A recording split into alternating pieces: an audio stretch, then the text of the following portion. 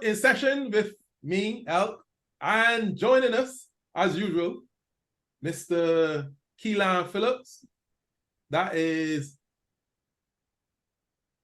oh dear, that is Avenger only one, and also the Bajan Scout Alan Pinder.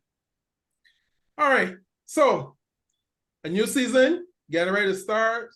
I want to know who you think won the off season. I will go with you first there, Keelan.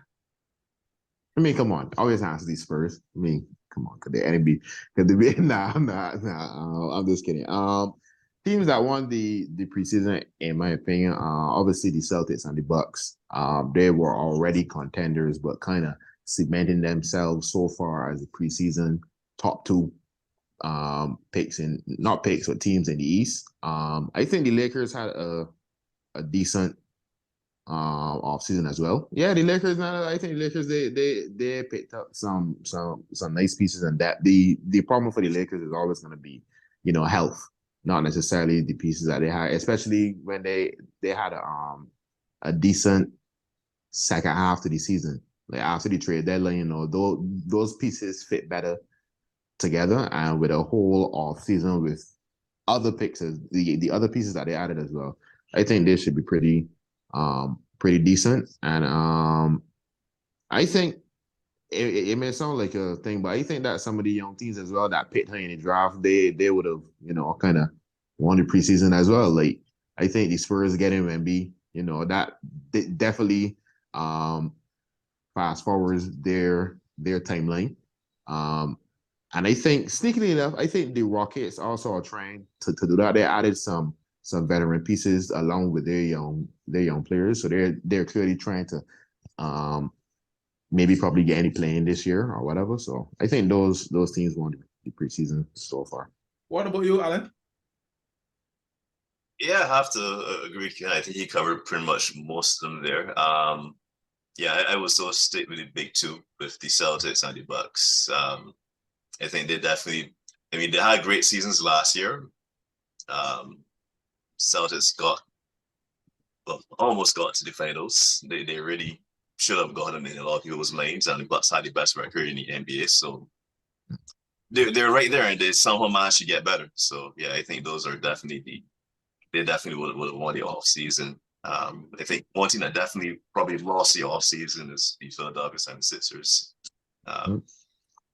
Yeah, yep. They really should have find some sort of situation to deal with James Harden, but with that that cloud hanging over their season now, and no obvious deal. I mean, I don't think the Clippers deal is really ideal, is what Daryl's really looking for. So I think they definitely look a good loser so far, the biggest loser. Yeah. So what about the Golden State Warriors though? Because I heard, the trade pool and they pick up CP3. They play really well in the preseason. Well, it's only preseason. But what do you think about them in the West?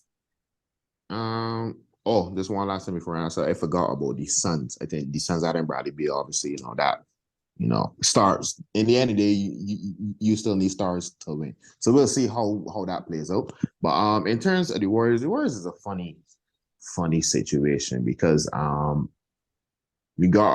they traded Jordan Poole, so it means that they're going all in on trying to win now, because obviously Jordan Poole would have been a piece that maybe they would have thought could help them in the future, or whatever, if Curry retires, whatever. I'm interested to see how the Chris Paul addition works, because that starting lineup that they had last year with the Curry, Clay, Wiggins, Dre, and Kevon Looney is still by far their best five. Like, it's not even close. Like, the numbers say, you could see, that is their best five by far. So now adding in Chris Paul, it's not like Chris Paul's gonna come there and play average 10 minutes a game. Like, he's probably gonna play anywhere between 25 minutes or whatever. So I'm very interested to see how that is gonna play out. CP3 will help Steph. Like, there's no doubt about it. Steph has the ability to play off ball at a level that is probably the greatest of all time. So him playing off ball with CP3 being on ball, moving off screens or whatever, it should be an interesting dynamic. I don't know if it'll lead to them winning the title, but it'd be interesting to see. I've noticed that none of y'all mentioned the Denver Nuggets, and they're the defending champions. Yeah, because you said to win the offseason, they lost a piece. I don't think they won or lost the offseason. I just think that they're good. They're still great, and they have Jokic and Jamal Murray, and they're still great. Okay. Still the favorite. I don't think they've done anything all season to make themselves better. And actually, get back to your whole Golden State Warrior thing. I don't think that move for Jordan Poole for Chris Paul made them any better either. I think Jordan Poole probably fits what they would do better. It's just that chemistry ways he had to go. Yeah, but I think they're trying to. I think they're trying to talk themselves into Chris Paul. He's going to make sense. In a way, we like this move. This is going to make us better. This is exactly what we need. He and Jamal Green are going to be best friends going forward. I mean, I think they're trying to talk themselves into it. So I'm not really sold on that making them much better. Well, every place that Chris Paul has gone, he has really made the team better. So we'll see what happens now. Of course, he's not 12 anymore, so we'll see. We'll see what happens going forward. But I think the move to trade Jordan Poole was more financial than it was even about chemistry. I think that they are looking to see that they would end up paying a whole set of money in luxury tax if they want to keep those 4 people as Warriors. So, well, I understand the chemistry issues after the brawl and stuff. I still think it's a financial issue for them, and to fix that part. If Chris Paul can make them better or get them over a hump or anything like that, and that's still left to be seen, because a hamstring injury in the playoffs is he's known for. So we'll see how that goes. But I still feel that in the West, the road's still through Denver. Yeah, for sure. And probably the Lakers and Suns and maybe Golden State to some lesser extent, but I still feel it passed through Denver. Yeah. In the East now, the East is really good. I'm chomping at the bit to see what's going to happen in the East, because the East now really is good. I mean, it was good last year. It's better this year, and I think adding the switch though, the switch with bringing Lillard to Bucks and then Drew Holiday to the Celtics. I mean, you can't. Well, don't forget Porzingis went there too. I think Porzingis going there. He's another fellow though. He's just like Chris Paul. He's like one hamstring away from being injured. So I mean, he has that ability, but if he is injury prone too. But if he's healthy, and he is. But if he's healthy, Boston is going to be a half up. But he is injury prone, yes. But I think that he's less injury prone than Robert Williams. So I feel like he fits better with what they want to do. Yes, Robert Williams is a better defender, but Kristaps spaces the floor. And I don't mean he's hugging the line. I mean you have to respect him from a couple feet off the line. He really helps spaces the floor for Tatum or Brown, and no Drew Holiday in terms of getting in the lane or whatever. The Celtics, their defense is going to be elite. I think the one thing that I saw an article, I think the one thing that they have to tweak a little bit is their shot diet.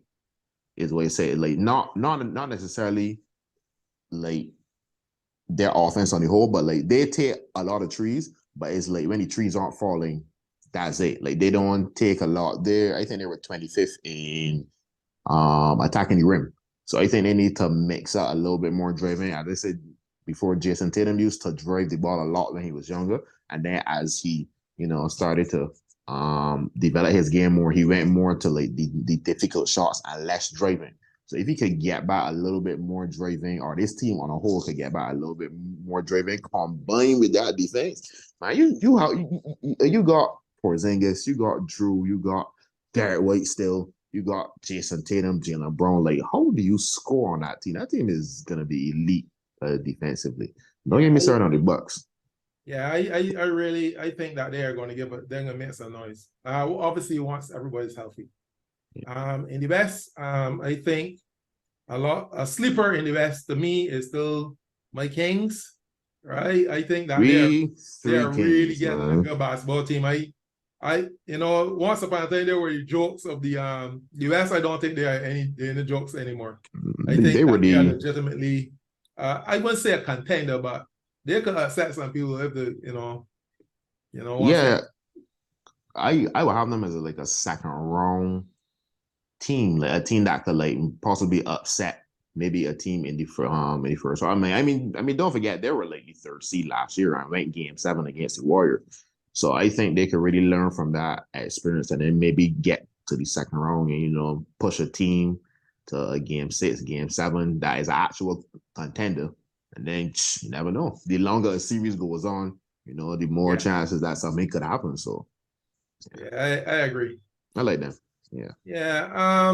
What about the East? The Miami Heat. The Heat is always, he is always sleep on the Heat, and then next year the Heat end up, in conference finals and all sorts of things.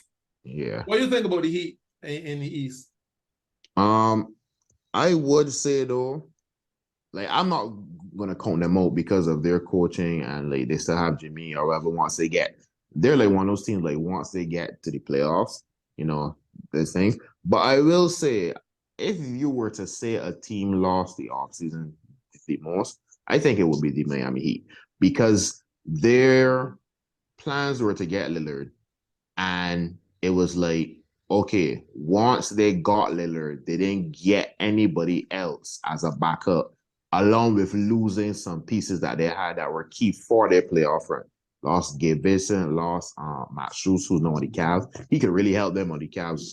Don't sleep on the Cavs too, because the Cavs were kind of missing that small forward that was that 3-point sniper in their starting lineup, and Matt Strus can really help them in terms of that regard. But them losing Matt Strus and Gabe Vincent, no, they do get back Tyler Hero because he missed the playoffs. So obviously, they have to hope he takes that next step, either him or Bam, in order for them to, I think, improve overall. I think their improvement has to come internally because they didn't replace Gabe, didn't replace Matt Strus. They got some young talent that they have to hope on in terms of Jovic and the draft, the Hackways or that they drafted. But I think they really have to hope on either Tyler Hero or Bam taking that next step in order for them to really get back there. But once again, I'm not calling them out. If I don't know, somehow Dark Magic, Pat Riley, I don't know, whatever happens, somehow conference finals. I don't get it, but whatever. I don't know. As I already know, I think I've been calling them out for a bit. Yeah, they were struggling a bit last year. They managed a Cinderella run in the playoffs, but this team was 44 and 38 last year. Still, they didn't get any better. I guess Teddy Cruz gonna be healthy now, so that's gonna help them a bit. But I mean, we have you talk two teams that used to be Bucks and the Celtics. Then I think there are a group of teams after that. Yeah. Like the Cavs, Sixers, and Knicks. Yeah. I would even then put the Brooklyn Nets, Hawks, and Pacers ahead of at this stage. I think they're going to be jealous of those teams, especially if Ben Simmons is returning to form as he looks like he might be. I don't know about the Nets because the Nets record was kind of fool's gold last year because if you look at their record before the trade deadline, which means before KD and Kyrie left, they were a top 2, top 3 seed in terms of record, and then after they left, their record was under 500. So yes, I know that they had an off season, but I know people saw them as they had 47 wins last year, but a lot of them came with KD and Kyrie. So I'm not sure. I'm not gonna put them against over the Heat, but I personally would put them in that second tier of teams, as Alan said, like the Cavs, the Knicks, the what a team you missed? Cavs, Knicks, Yeah, Cavs, Knicks, Hawks. Hawks. Hawks, Yeah, like, as well. I would I'll put put them a in lower that end tier. of that group. Yeah, wherever So struggling to make playoffs again. wherever you put them in that tier is fine, but I just feel like they're in that tier. Yeah, so whoever you put it as, that's up for debate. Okay, so that's the preseason, and that is the season that will be upon us shortly, tomorrow actually. But of course, you know, once there's a season, there's also fantasy season. And to give us the fantasy picks is none other than the Bajan Scout, Alan Pinder. So Alan, tell me, I already got my picks already, but I don't know how it can help me, but what do you have out there on the horizon that I could, you know, see if I could do a little juggling? Well, as you said, most of your drafts are complete and most of your teams are set. But a good manager's team will look a little different by the time the playoffs roll around compared to how they look right now. So this season, keep an eye on the young guys, particularly that group from the USA World Cup team and even the select team. Because you know, guys like Tatum, Jokic, Luka, Giannis, Embiid, those are still going to be the top performers this year. But you got to keep an eye on guys like Mikal Bridges from St. Brooklyn Nets, who I think is going to make a really big jump this year. Guys like Anthony Edwards, Paulo Banchero, Tyrese Halliburton. They all played well last year, and I think they could even go to another level this year. Shai Gilgeous-Alexander, not on the US team, but I mean, he played really well last year. I think he can also take another step coming in this year as well. Then guys on the select team, guys like Jalen Green and Cade Cunningham, I think they are due to take a big step, particularly I think with Jalen Green in Houston, with a lot of moves they made. He's definitely chopping on a bit. Then you have another group of guys on that, like Bennett Mathurin, Chet Holmgren, Keegan Murray. Those young guys, I think, probably not on the elite levels yet, but I think they're going to start to trend on that side, and really become really good fantasy guys. So I think you can potentially target some of those guys. Maybe in some trades, see how they perform early on the season, because it won't be available now, but definitely keep an eye on those guys, and you may be able to get a good deal potentially going forward. On the lower end, guys like Jalen Williams, I think he's going to do pretty well this year as well. His namesake in Detroit, Jalen Durant. Sorry. If they can clear some space in Detroit, with all the bigs they have, I think he's probably likely to start right now. But speaking of big men, Grizzlies, you know, they're down Steven Adams, Sadi Aldama. He had a really nice stretch last year for them. Maybe if he has some consistency, he could be a surprise pick, and he looks to be available in most leagues as well. So keep an eye on guys like that, and of course keep an eye on the rookies as well. Guys like Brandon Miller, the Thompson twins, they seem to be available in a lot of these as well. So there's a little value out there, and there's usually always some surprises in the first week or so. So definitely keep your eyes open. Yes, and that's Alan Pinder, and he always give us good fantasy picks. And you want their fantasy picks, just here with us on Court in Session with the man, Bajan Scout Alan Pinder. However, you cannot finish a Court in Session, although we are back for season 4, without having our pick 5. And tonight, we are going to pick 5. So on Tuesday, I'll get 2 games on Tuesday. LA versus Denver to start the season open on a big note. LA versus Denver. Keelan, don't fall asleep. Nah, I fall asleep. I was looking at. I was actually studying because, that was a tough one, because I feel like Lakers are a bit motivated by, what happened in the with the Nuggets winning. I heard them talking about, there was an all-season chatter. So I feel that they're going to be really motivated to try to beat Nuggets, spoil their opening night. And conversely, I feel like Nuggets don't really care. like they kind of already won. And like in terms of if they lose the first game, they don't really care. Like they can still be happy. So I'm more leaning towards like Nuggets. Whatever. Nuggets. First week. So you're going with the Nuggets after all that? Nuggets. Nuggets. All that consideration for LA. All that consideration for LA and motivation. Because LA didn't get any nuclear or something. They get one ring. So yeah. Well, I am going with LA. But I mean, yes. I also feel it's gonna be the ring day, and usually teams, celebrating, and there's got a different feeling. That first game, about the rings, that'd be a different thing altogether. All right, so next game on Tuesday, doubleheader, remember? Suns versus Golden State. Suns versus Golden State. Golden State's your home team? Golden State's your home team? He asked if Golden State's the home team. Golden State the home team? I don't. I think Golden State is the home team. I can't remember. I think Suns is the home team, but I can check that. I was probably leaning towards. Yes, it is at Golden State. Sorry. I leaning towards the Suns. I go with the Suns for this one. Are you going with the Suns? Even though I draft Curry, so I'm hoping that he do good though. Yeah, I'll go with the Warriors then. Okay.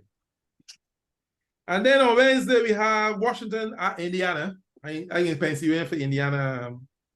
Who picked this game? God, you can use it up then.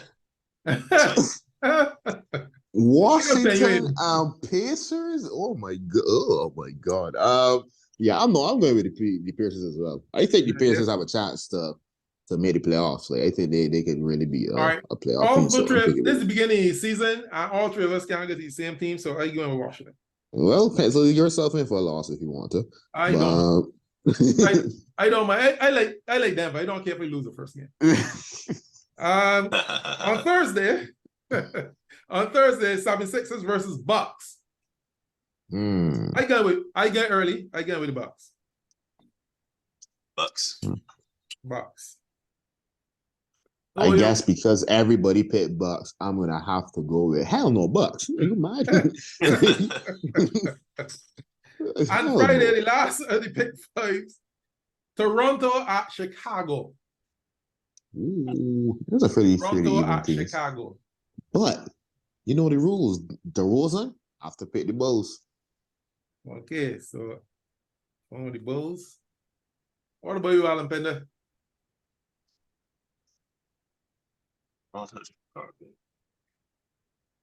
Maybe the Raptors on this one. Going Raptors. All right. I think you're going Raptors, you. So that's it. Our pick five. We'll see what happens on the next episode. Who will have who won and who didn't. So at this point, the first court in session for season 4 is adjourned.